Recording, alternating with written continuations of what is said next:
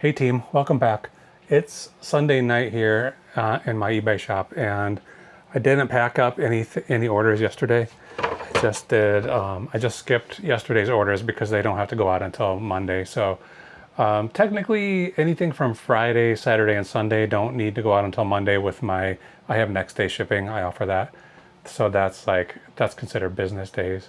So anything that I sold Friday, I did ship on Saturday, but I don't really have to. I could save them all up and just have one massive order going out Monday morning. But it's not so massive today. We have 8 or 9 orders here. I think 8. Yeah, 5 from yesterday and then 3 from today. One just came in like literally 2 seconds before I pressed record on this video. So I was happy to get that third order today because it's surprising to only have 2 orders on a Sunday, even though these 2 orders were pretty good for me. One was like a $200 order. So I also this weekend I got a return request. So maybe last Monday, I would guess last Monday, I packed up and shipped a lava lamp. It was like an off-brand lava lamp, not actually lava brand, but I think it's from like early 2000s. It was a Walmart brand, and it was a pretty cool one actually. I liked it, and I was a little bit worried about shipping it. I mean, that's a pretty fragile item to mail, but it got to where it was going just fine. But the buyer wants to send it back. He said that the light bulb doesn't work. So I tested that when I listed it, and it was working just fine. It sold pretty quickly. I would say it sold within a week of listing it. So the chances of that light bulb burning out in that time period are pretty low. But I guess the light bulb could have been jostled around during shipping. Anyway, I'm not sure why. I mean, the buyer, a light bulb is a consumable item. So it seems like they should understand that you can just buy a new light bulb. So I offered, they bought it for like $40 to $45, something along those lines. So I offered to give them half of that payment back, and then I told them, I looked up on Amazon, you can buy a 6-pack of light bulbs that will fit in here for like $5.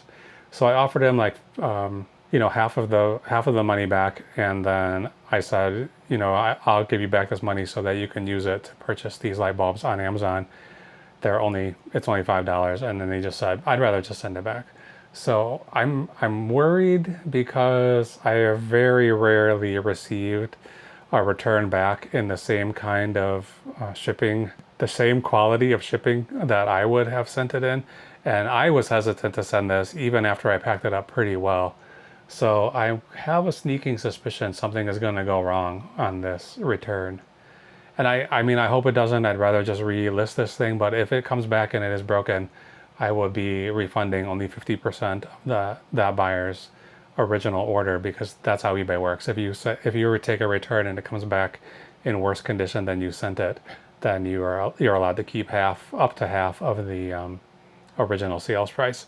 So I have just a sneaking suspicion this thing is going to get back in this. I mean, it's basically a bottle full of water, so it's very possible that it's going to get broken.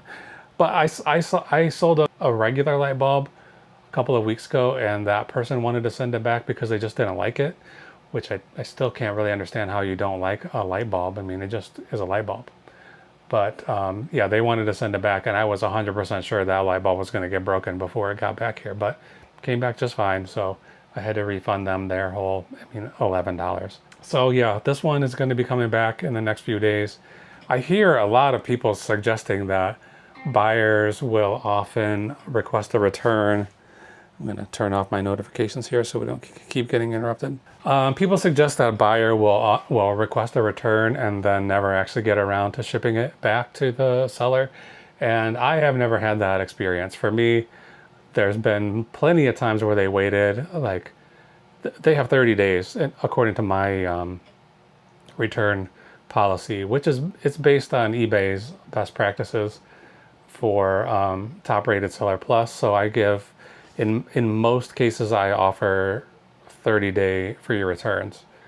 I get probably 10 returns a year, maybe something like that, one a month. In any event, I have had, I think on 2 occasions, I've had the buyer wait until like day 29 to send that item back, when I was like, keeping my fingers crossed, you know, this item is not coming back and I won't have to refund this money.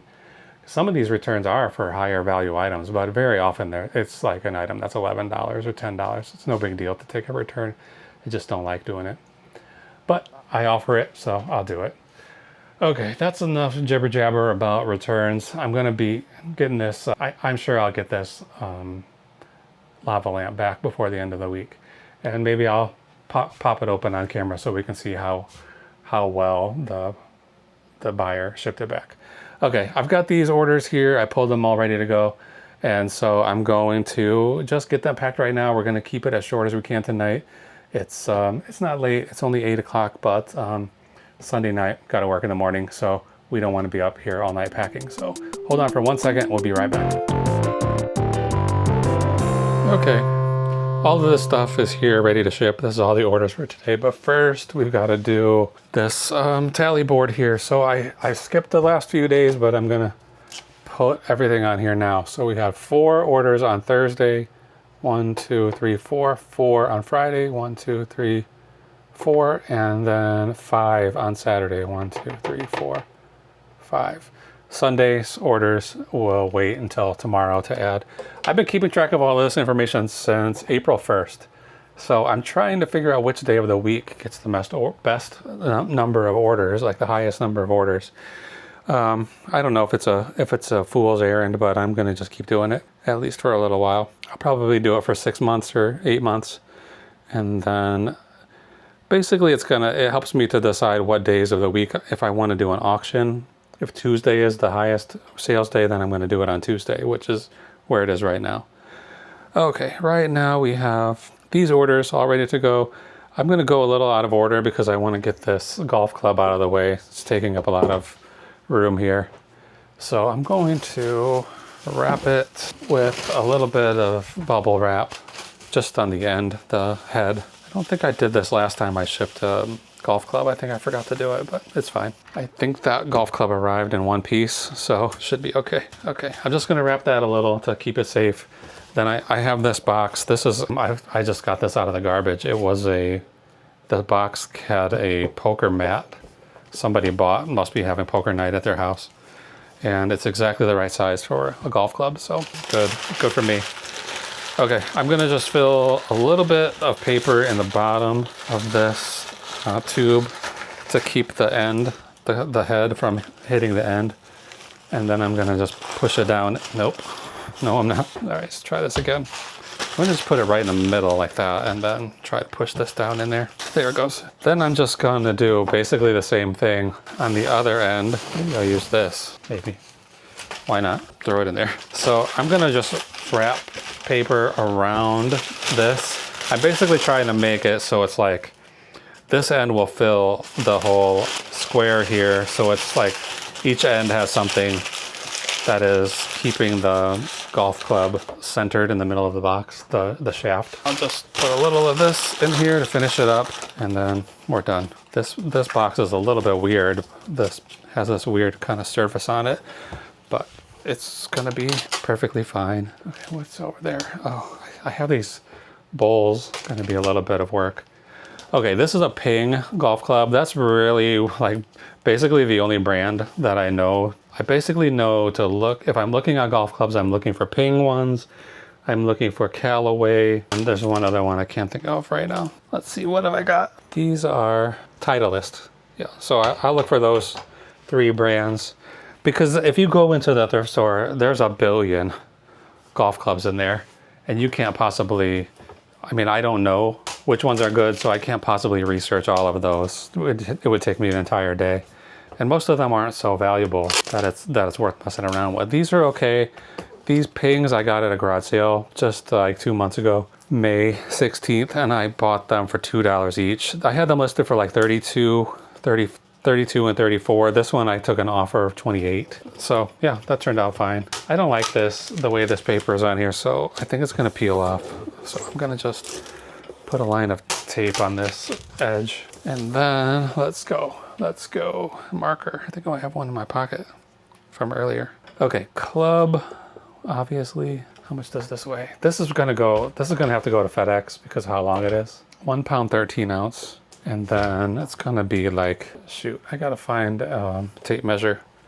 But I was using the tape measure that I usually have there. It was in my pocket, and then I left it somewhere, and I'm not sure where, but I do have a backup in here somewhere. Oh, come on. No, there it is. So yeah, I gotta find my good one and put it back on hanging on my pegboard out there. Okay, this is 45 by 4 by 4. So I'm writing this information on here so that later when I go into the eBay app, or the eBay website, I can buy all these labels, and I have the information right in front of me ready to go.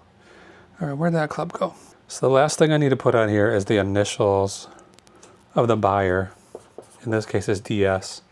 That way, I'll see that buyer's name on the label, and I'll know which label to put on which box. Okay, that one's done. So like I said, that one will go to FedEx. Okay, what's next? All right, I have a Dungeons and Dragons. I just listed this pretty recently. This one went pretty fast. Dungeons and Dragons starter set. These things are pretty, they're pretty cheap. Like, isn't that worth much? I think I sold it for like 16 bucks. But they always sell quickly in my experience when I buy them. I think one of these boxes should be the right size. It's pretty dark out here. Sorry about this. Is this gonna be too small? I think it's too small. Yeah. Will it fit in there? Oh, it will. Okay, good. Let me see what else I can grab while I'm out here. I'll use that in a minute, I think. I'm gonna turn more lights on out here because it's too dark. It doesn't look like it. It's a big mess here, but I have actually been cleaning down here today and preparing to get this pile of boxes taken care of. Okay, I need this box. I need 2 of these, I think. I'm just trying to grab what I think I need for the next orders. Okay, I think this will fit in here. Probably could be what this kind of box is actually designed for. We'll see. Perfect. Okay, I have a bunch of this scraps of brown paper. I just don't want this box shaking around at all when it's in the mail. So we'll get it in there. Put a little paper to just keep it from moving around. The contents of the box will move around, but all that's really in there is some books, 2 or 3 books, 3 to 6 sheets of paper, and 6 dice. And those, I don't know what they sell those for in the store, those starter kits.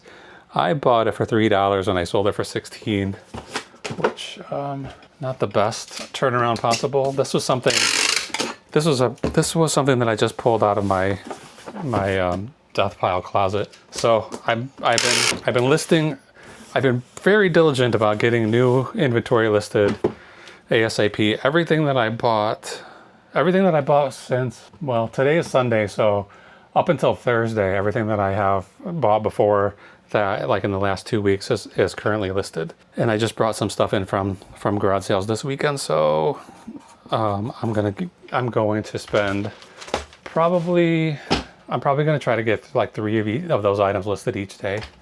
This is 2 pounds, 13 by 11 by 3, and it's going where? KB in South Carolina. Okay, get that out of the way. Next. Okay, these bowls. Let me do these other things that use these simpler boxes, and then we'll figure out what to do with that bowl. Okay, I'm gonna use this small box right here. I am not sure really if this book is a Bible. It says Missal Romano Quotidiano, family edition, probably something like that. So Spanish language Bible. It's nice, it's well made, got color inserts, and what's the date on it? 1963, so an oldie. I don't really remember buying this. It says here I got it from Unique, which is possible. I do usually find religious books there at that Unique store. That's one of the only thrift stores around here that separates out Bibles and other religious books. They have its own section for that stuff. It makes it easy for me because those are some of the only books that are, you go to the thrift store and you can scan every book there and you can find some percentage of them that are going to be worth selling, but that percentage is very small, and I'm not going to stand at the store all day just scanning barcodes. And then books like this don't even have barcodes. So I can't be, I just kind of scan the books at the thrift store book section, And then anything that jumps out at me as interesting for whatever reason, I'll pick it up and look at it. But now I know that Bibles usually sell, even if they don't sell for a lot, like a lot of the Bibles I bring home from there sell for like $17 or $20. So they're not, filling up my bank account. But if you can get them for $1 or $2 and sell them for 20, I'm pretty thrilled with a sale like that. And they usually sell quickly. It really doesn't seem to matter. I mean, the condition matters, but basically any Bible seems to sell. And this one is an unusual one, so 2.4 pounds. This box is 10 by 7 by 3, and it's going to JV in Indiana. Pretty close. Okay, I think I need another one of these. Let's see, will that even fit in there? No, I don't need this right now. So let's put this away and find something different for that keyboard. Ouch, not quite a paper cup, but that hurt. All right, well, I don't know what I'm looking for right now. All I know is I have to get these books squared away. I mean, these boxes squared away. This pile right here is making me anxious. And I cleared out a space over here and I ordered some shelves just for putting books on. All right, I think I'm going to skip this one for now and work on something else. All right, let's just go in order. Let's just start at the bottom and go in order. So we got the Dungeons and Dragons. Now we have these yellow ironstone bowls. These didn't really sell for enough for me to, I don't like to ship fragile stuff unless it's bringing home a pretty decent amount of money. And these are only sold for $45. And they're gonna take up quite a lot of packaging. Oh man, I gotta get this organized. Okay, there's 5 of these bowls. And the first thing I'm gonna do is put some pieces of cardboard in the bottoms of them and bubble wrap, and then when they go together, when they stack together, they won't be able to touch each other and cause scratches or other damage. I usually do two layers like that, and then a second bowl, and then I can press them down. 2 layers, third bowl, press it down. 5 bowls should have 4 layers in between. Okay, good. And then we got this one. Let's cut a little piece of cardboard. Is there 6 of these bowls? 1, 2, 3, 4, 5. I don't know. Well, there's 5. I'm going to pull this over, maybe like that. Oh, who cares? Let's put this stretch wrap on here and just pull these bowls tight against each other, because I don't want them moving at all. I want this totally immobilized. Shoot. So I'm stretching this pretty tight, and then theoretically, stretch wrap will pull back together and make it like one solid block of ceramic. Okay, there we go, good. Now I'm gonna use this box. Do I want to use this box? How big is this? I'm just gonna use the 12 by 12. Just use a brand new box. I'll have to order more of these pretty soon anyway, so let's do it. It feels much better to use new materials than to use used ones, but it is financially better to use the pre-used boxes. Oh man, I really made a mess in there. Okay, I'm gonna cut this one down. Where'd my knife go? Where'd my knife go? Here it is. I'm gonna cut it down 1 layer here so I don't have so much void to fill. Okay, all of this brown paper came wrapped around these rolls, so I'm trying to use everything I get my hands on. I don't want to spend money on paper if they're gonna send it to me for free, so I'll use all of this stuff. All right, I'm gonna wrap this whole thing in bubble wrap before I put paper around it. So yeah, I got these bowls in December at the Salvation Army. It's called Independence Ironstone.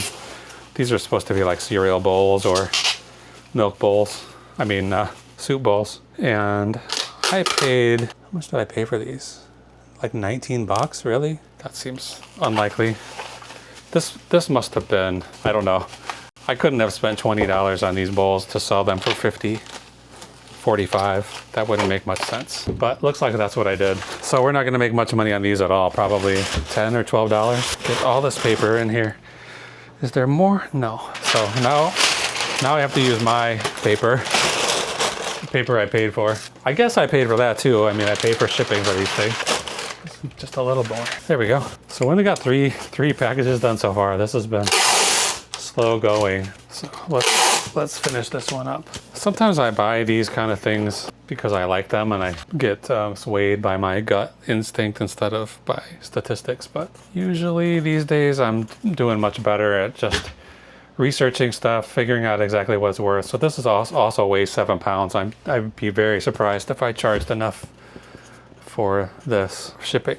Let's find out. So they paid $11.74 for shipping, so that could cover it. This is going to Austin, Texas in the morning. So I'll get that out of the way. All right, what's next? Now we got to find a box for this little keyboard.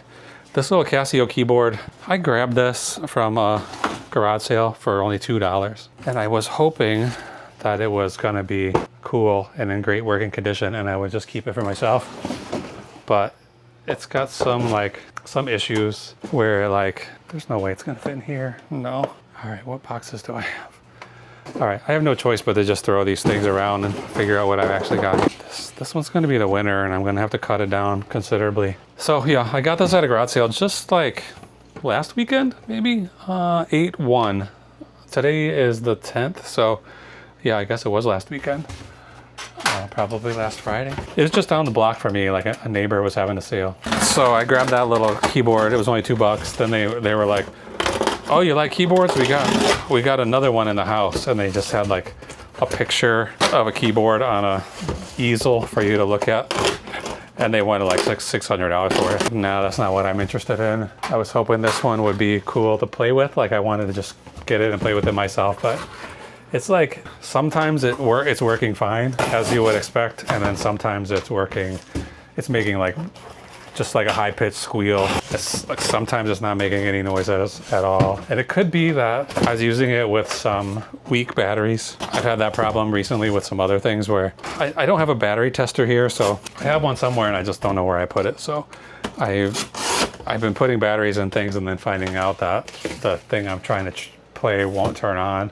And in this case, it's possible that it was just the batteries were dying. So I hope it's fine. I hope the buyer will be happy with it. I only sold it for $21.99 or something like that because it is on the fritz a little bit. It's probably worth about $35 in good working condition. I'm still looking for a heavy piece of metal that I can stick this tape dispenser to because I want to be able to pull the tape without it moving. I have this, I don't know, I have a compulsion to find things rather than just go out and get them. So I've been looking for backup shelves. Basically just, at this point, I just want to put boxes on shelves for storing them. But I've been wanting to either just come across them, at a yard sale or in a garage sale or in a thrift store or in the trash or whatever. But I also have specific things that I want them to be, these shelves to be. So finally today I just broke down and I ordered some from Home Depot and I think they're going to be fine. This box is 17 by 11 by what? How deep is it now? 5. Ooh, it's getting hot down here. I wouldn't normally have this fan on except for the messes up with the audio. Okay, right here I have a bag, just sort of random Care Bears collectibles. Here's a book, a price guide from, this is probably from 1980 something, 1997. Here's a little plaque. Have a beautiful day. Musical electric toothbrush. I think this is supposed to be for your bike, the front of your bike. Oh, this goes to your bike too. Bike chain cover. Here's a radio. I don't think it works. Picture frame with the Care Bears on it and pencil topper, or maybe this is a pen. This is a pen and a magnet. So I got all of these. I got a bunch of Care Bears from a person who was just selling their collection. So some of these totes have Care Bears in them, like the actual stuffed animals. And then there was some ceramic pieces and then all this kind of just kind of mishmash of different stuff. So I just put all this together and sold it in one listing.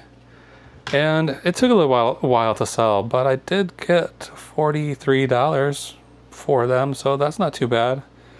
I think I've got $6 into them, something like that. Yeah, I met this woman she was selling the Care Bears on Facebook Marketplace, and she had whatever price she had. I can't remember for this whole collection. And I said, okay, yeah, I'll take them for that price. And then she said, if you can come within the next hour, I'll give it to you for cheaper. I can't remember what she sold it to me for, but it's like, okay, yeah, I'll take it for cheaper. That's fine. And even then, I probably overpaid for this stuff. I mean, it is just kind of old, weird junk. I thought those stuffed animals would sell a little quicker than they have. I sold a couple of them, but most of them are just sitting around.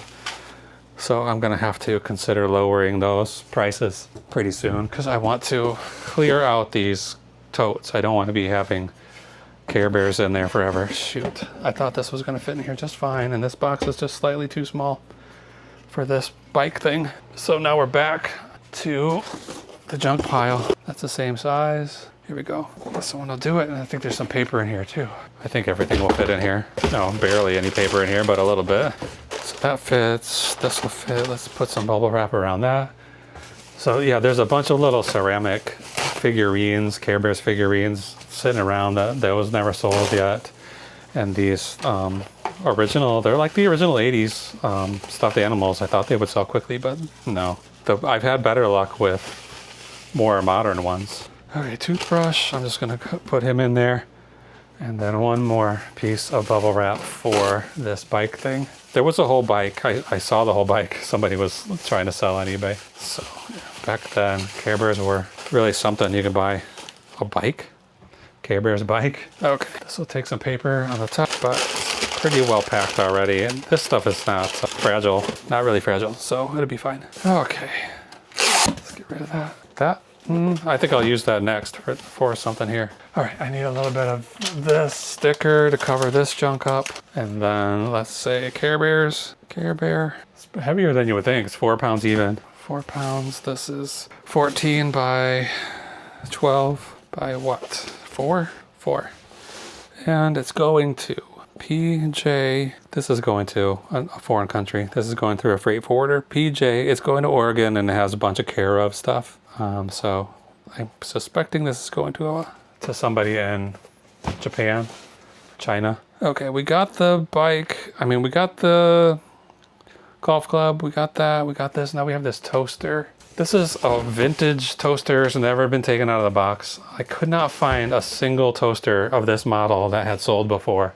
And I know there are people who use, they just prefer to use these old vintage ones. And so I was real happy when I saw this at the store, like brand new in the box. Obviously it's open, but some of the pieces in there are still sealed up.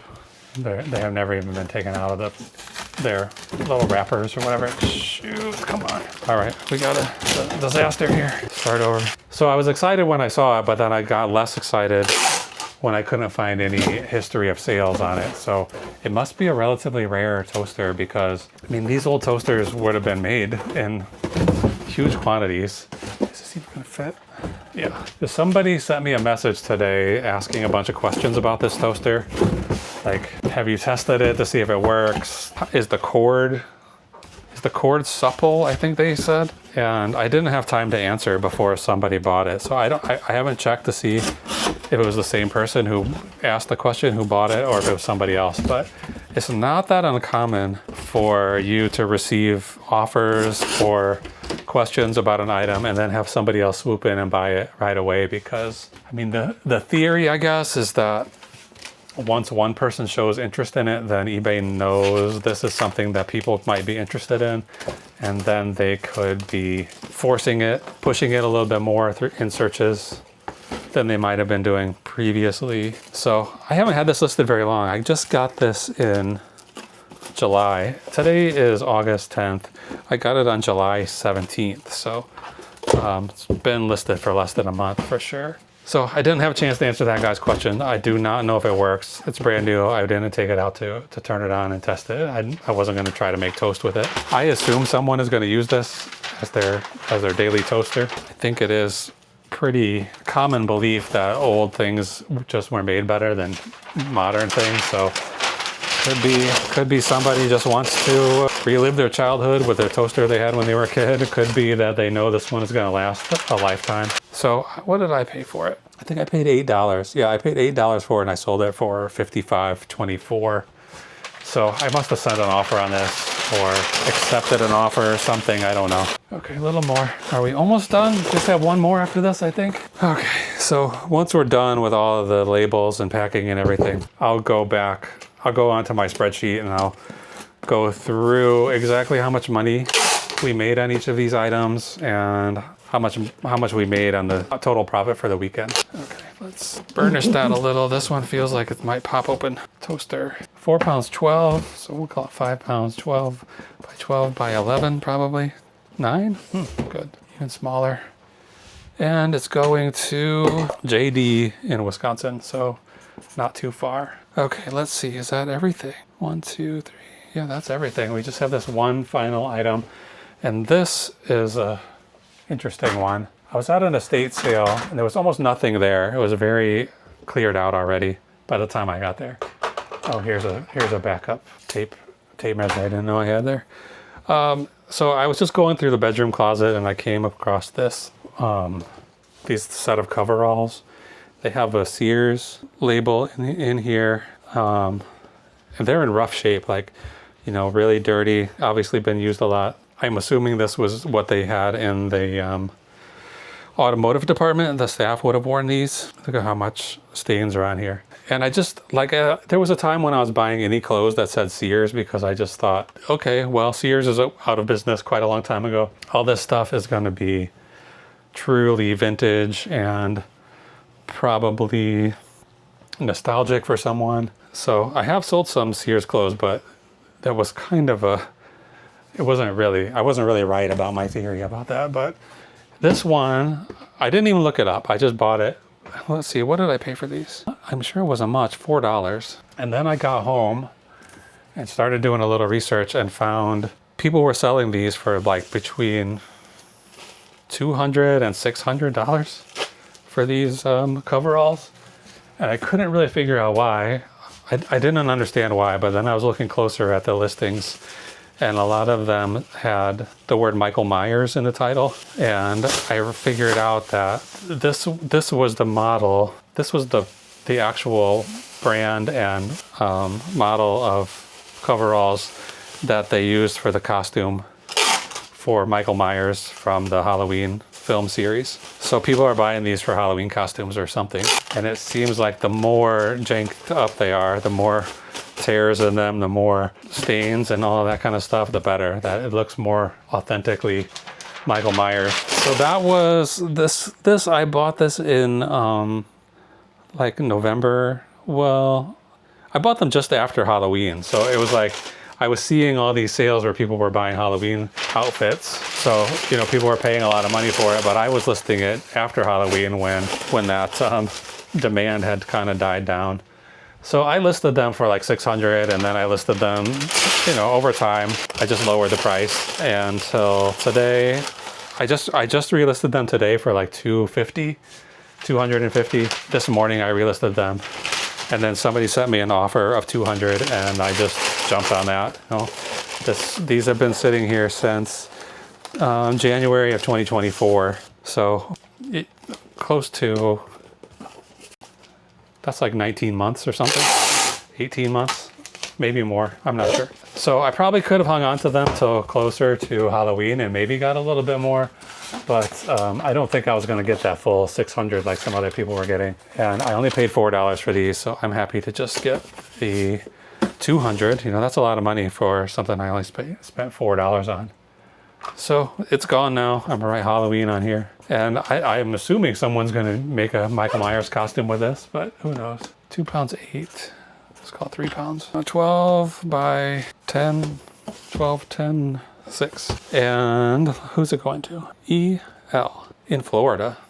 That's pretty hot to be wearing in Florida. Okay, that's it. I'm gonna buy the labels for all of these boxes. I've got all the information I need. And then I'm gonna come right back after I do that, and then we'll talk about how much money we made. There we go, all these boxes have labels. They're all ready to go. This stack will go on the porch for my carrier to pick up, and this one I'll drop off at FedEx on my way to work, the golf club. So let's quickly take a look at these numbers and then we'll call it for the night. So, okay, Saturday we had 5 sales. It was the Dungeons and Dragons starter set. So on that we made $10.18. Those ironstone bowls, $18.87. So not a very good profit for something that was a little bit labor intensive to pack. The little Casio keyboard, I paid it $2 for it. It sold $22.99 after fees and everything. It made $18.40. The golf club, $23.98. And that lot of Care Bears junk, $17.65. So for total on Saturday, profit-wise, we made $89.08. So I think there was some high cost of goods in here that knocked us down. It was the Care Bears. I guess I paid almost $20 for that Care Bear stuff, and I only sold it for $43. And I paid about $20 for those bowls and only sold those for $45. So yeah, I was expecting this number to be over 100 tonight, but I wasn't counting on those cost of goods. But today did a little bit better. We had the toaster that I paid $8 for, sold it for $55, and we made $40.14 profit on that after fees. The Michael Myers Sears Coveralls, we made $166.04. And then that Spanish language Bible or religious book or whatever it was, we made $27.03. So the total for today right now, it's 9:30 p.m. So we have really until 2 a.m. to take more orders. But right now, the profit is $233.21.